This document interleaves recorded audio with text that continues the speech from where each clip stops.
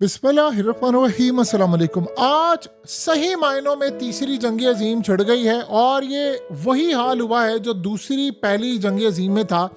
एक मुल्क और फिर सारे मुल्क शामिल हो गए। ईरान ने इस वक्त कतर पर हमला कर दिया है और ये कतर में अमेरिका के फौजी अड्डे अल उदैस एयरबेस जो दोहा में है उस पर उन्होंने मिसाइल मारे हैं।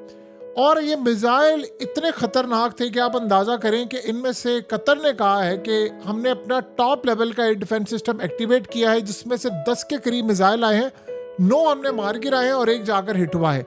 अब इस सूरत हाल के अंदर जो मामला सामने आया है, डोनाल्ड ट्रंप इस वक्त अपने मीटिंग रूम से बैठकर सारे के सारे मनाजिर को लाइव देख रहा है कि क्या मामला हुआ है, क्या सूरत हाल है। और ईरान के मामले पर इस वक्त कतर ने कहा है कि तुम लोगों ने बहुत बड़ी गलती की है। कतर अब पूरा हक रखता है कि इसका भरपूर जवाब दे और हमारी एयर स्पेस की वायलेशन है, हमारी सॉवरेनिटी की वायलेशन है। ये हमला अमेरिका पर नहीं, हमारे ऊपर हुआ है और इस सूरत हाल के दौरान क्या हम भरपूर जवाब देंगे। ईरान ने कहा है कि कतर हमारा ब्रादर मुल्क है, हम उसके खिलाफ नहीं है। हमने ये हमला अमेरिका पर किया, अमेरिका के फौजी अड्डे पर किया है, ये कतर पर। इस वक्त बहरीन में सायरन बज रहे हैं, कतर में सायरन बज रहे हैं। इतनी पैनिक की सूरत हाल है, इतनी पैनिक की सूरत हाल है कि आप उसका अंदाजा भी नहीं कर सकते। इजराइल आज बहुत ज्यादा खुश है, इतना ज्यादा खुश है कि जंग छिड़ी थी इजराइल की और उन्होंने जंग छिड़ी थी ईरान के साथ। अब इसराइल इसमें पीछे हो गया है, अब लड़ाई हो गई है अमेरिका की, यानी अमेरिका को उन्होंने भेजा, स्ट्राइक करवाया और उसके बाद ईरान के साथ लड़वा दिया। अब ईरान ने अमेरिका को जवाब देने के लिए कतर पर हमला किया है और वो अमेरिका की मिलिट्री बेसिस जो पूरे खित्ते में है उन पर अटैक करने के लिए मजीद जा रहा है। और इस वक्त इतलात आ रही हैं कि इराक के ऊपर भी अटैक हो गया है और अमेरिका के फौजी अड्डों पर अटैक है। अब अमेरिका के अंदर लोग कह रहे हैं कि ईरान ने एक तो पहले बता दिया था कतर को, उन्होंने हल्की नौयत के मिसाइल इस्तेमाल किए हैं, पहले उनको इन्फॉर्म कर दिया था ताकि वो मिसाइल रोक ले, सिस्टम अपना एक्टिवेट कर ले। इसीलिए अमेरिका ने पहले ही सबको कह दिया था कि आप शेल्टर में चले जाएं, चीज़ों में चले जाएं।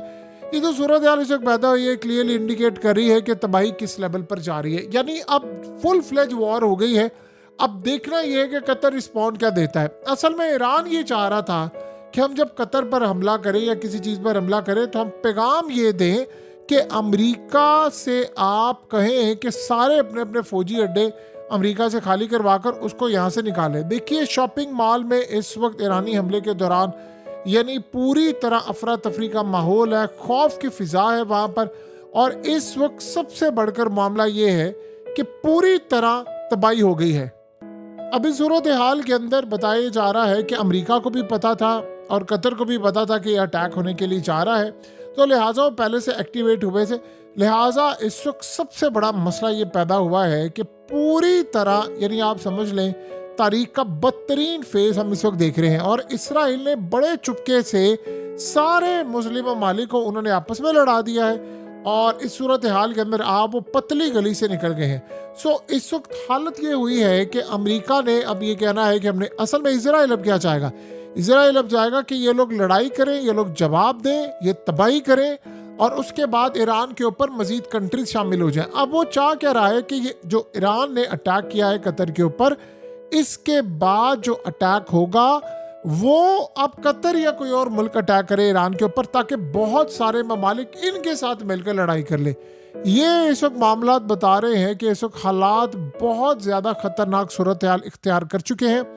और इस वक्त मामला ये है कि अगर ईरान के ऊपर बैक पर इनसे हमला होता है तो फिर आप ये सोचें कि अमेरिका मजीद अटैक करेगा और अमेरिका के साथ बहुत सारी कंट्रीज और अटैक करेंगी। ये मामला तब सामने आता है जब पुतिन से आज जो ईरान के फॉरेन मिनिस्टर है उन्होंने बातचीत किया और उसके बाद ये अटैक होना शुरू हुआ है। देखिए ईरान अब ये क्या कह रहा है, ईरान ये कह रहा है, जैसे मिसाल के तौर पर उन्होंने कहा हमने खित्ते में अमरीकी अड्डों पर इतने ही मिसाइल हमले किए जितने उन्होंने हमारी न्यूक्लियर फैसिलिटीज़ पर हमले किए हैं। सो लिहाजा हमने कोई इतना ज़्यादा बड़ा काम नहीं किया, कोई मामला नहीं किया।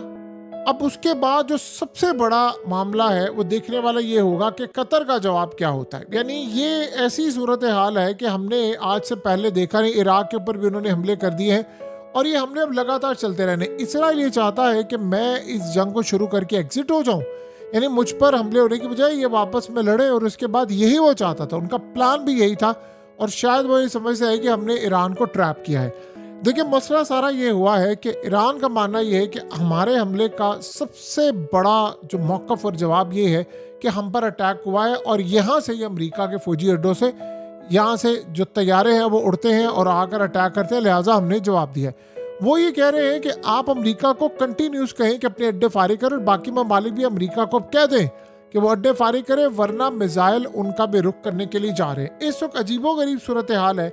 हमला जब हुआ है तो तेल की कीमतें बुरी तरह इस वक्त गिर गई हैं, बजाय के तेल की कीमतें बढ़ने के, तेल की कीमतें इस वक्त गिरी हैं। और ये तारीख में बड़ा ही अजीबोगरीब मामला और बड़ा ही अजीबोगरीब सिनेरियो इस वक्त ये बना है।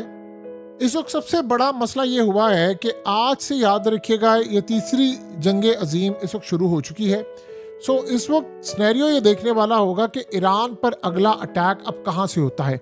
डोनाल्ड ट्रंप इस वक्त बातचीत कर रहा है मिडिल ईस्ट में, कतर में, हर जगह पर उनसे बातचीत कर रहा है कि उन्होंने अटैक करना। और सबसे बड़ी बात यह है कि अमेरिका अब ईरान के ऊपर मजीद अटैक करने के लिए जा रहा है। अब अगर वो ईरान पर अटैक करते हैं तो जाहिर सी बात है ईरान ने कहीं ना कहीं तो उसका जवाब देना, और ये कहाँ पर जवाब देना है ये किसी को नहीं पता। ईरान ने असल में एक बहुत बड़ा जुआ भी खेला है। ईरान ये समझता है कि मैंने जो अटैक किया है, अटैक करने के बाद कतर को भी ये चाहिए कि कतर इस सारे मामले पर इनको कहे कि भाई आप अपने फौजी अड्डे यहाँ से फारिग करो और निकले। जबकि कतर के बाद सूरत हाल ये है कि बाकी ममालिक, बहरीन में भी हर जगह पर इस वक्त सायरन बज रहे हैं, और इतना आसान नहीं है कि आप अमेरिका को कहें आप यहाँ से अड्डे उठाए और निकल जाएं। ये मामला आप समझ रहे हैं कि बिल्कुल बंद गली में चला गया और किसी के कंट्रोल में भी नहीं रहा। अब ये किसी को नहीं समझ आ पा रही कि यहाँ पर आगे क्या होगा। यानी इसमें बजाय के लड़ाई थी इजराइल को रोकने की, उसमें अब दो ममालिक एंटर हुए, यानी अमेरिका एंटर हुआ, कतर एंटर हुआ, बहरीन भी एंटर हो रहा है, और उसके बाद इराक भी। अब ईरान जाहिर सी बात है इतनी कैपेसिटी नहीं रखता कि ईरान इन सब का मुकाबला करे। या तो इस सारी सूरत हाल के अंदर फिर रशिया ने इनको पूरी तरह श्योर कर दिया है कि आप अब अटैक करें, हम आपके साथ हैं, क्योंकि रशिया को इन्वॉल्व किए बगैर या उसके साथ कोई मामला तय किए बगैर इतना बड़ा हमला हो नहीं सकता। जो भी सूरत हाल है, कतर ने जाहिर सी बात है इसका जवाब देना है। अब कतर ने कहा है कि जी हमारी फोर्सेस तैयार हैं और हम पूरी तरह हक रखते हैं इसका जवाब देने के लिए। यानी आप ये सोचें कि इस वक्त हालात इराक से निकल कर कुवैत का भी मामला सामने आ रहा है कि वहाँ पर भी अमेरिका के अड्डों पर बमबारी हो रही है, लेकिन एक मामला बिल्कुल तय है कि तमाम की तमाम मिडिल ईस्ट की जो फ़्लाइट्स हैं वो सारी की सारी इस वक्त कैंसिल हो चुकी हैं। कोई स्पेस नहीं, जो फ्लाइट्स इस वक्त जारी थी, क्योंकि इमीडिएटली ये मामला हुआ है, जो फ्लाइट जारी थी उन्होंने डाइवर्ट करके दूसरे मुल्कों में लैंड कर लिया है, और पूरे के पूरे मिडिल ईस्ट में इस वक्त फौजें हाई अलर्ट हो चुकी हैं। स्पेशली अमेरिका के अड्डों पर फौजें अलर्ट है। देखिए, मिडिल ईस्ट की कंट्रीज इस वक्त इस लड़ाई में बिल्कुल नहीं आना चाहती थी, स्पेशली ईरान वाले मामले पर, और उन्होंने अमेरिका को कहा भी था कि आप ये काम ना करें क्योंकि पलट कर जो लड़ाई है वो मिडिल ईस्ट में आएगी। अब आप गौर करें, इसमें एक चीज़ बड़ी अजीबोगरीब है कि लड़ाई स्टार्ट जहाँ से हुई थी वो बिल्कुल 180 डिग्री एंगल हो गया है, और इसमें अब नए ममालिक ऐड से ऐड होते जा रहे हैं। अगर या तो ईरान पर हमला नहीं होता तो चले फिर समझ आती है कि ईरान फिर दोबारा हमला क्या करे या कहाँ पर करे। ईरान हो सकता है, ईरान का ये प्लान हो कि भी मैं सिंबॉलिक एक हमला करूं जो गालिबन शायद रुक भी जाए, लेकिन पैगाम ये चला जाए सारे ममालिक को कि आप अमेरिका को यहाँ से अड्डे निकाल कर फारिग करें। अगर ये नहीं हो सकता तो फिर ये समझिए, अगर ये ममालिक दोबारा रिटेलिएट करने के लिए आएंगे, क्योंकि अमेरिका अब इनको कहेगा कि हमने रिटेलिएट करना है, क्योंकि उसके फौजी अड्डों पर हमला हुआ, वो खास तौर पर कतर को कहेगा कि तुमने भी अब अलाउ करना है कि ऑफिशियली कतर की जानिब से हमला हो। तो ये सूरत हाल यहाँ पर बड़े नाजुक मोड़ आ चुके हैं, और एक्सपेक्ट नहीं किया था किसी ने कि मामला क्या चलेगा। लेकिन आज तीसरी जंग अजीम शुरू हो चुकी हुई है।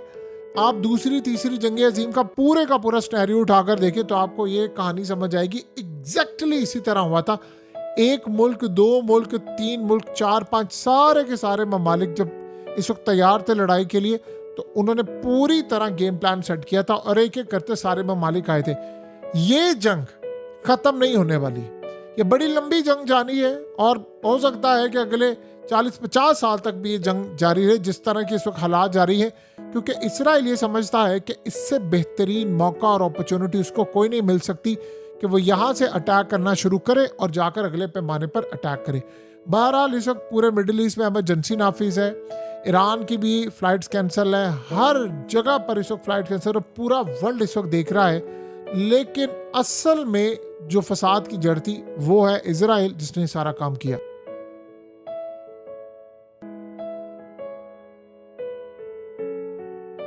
हकीकत टीवी को सब्सक्राइब करना मत भूलें, वीडियो को लाइक करें, शेयर करें और कमेंट सेक्शन में अपनी राय का इजहार जरूर करें।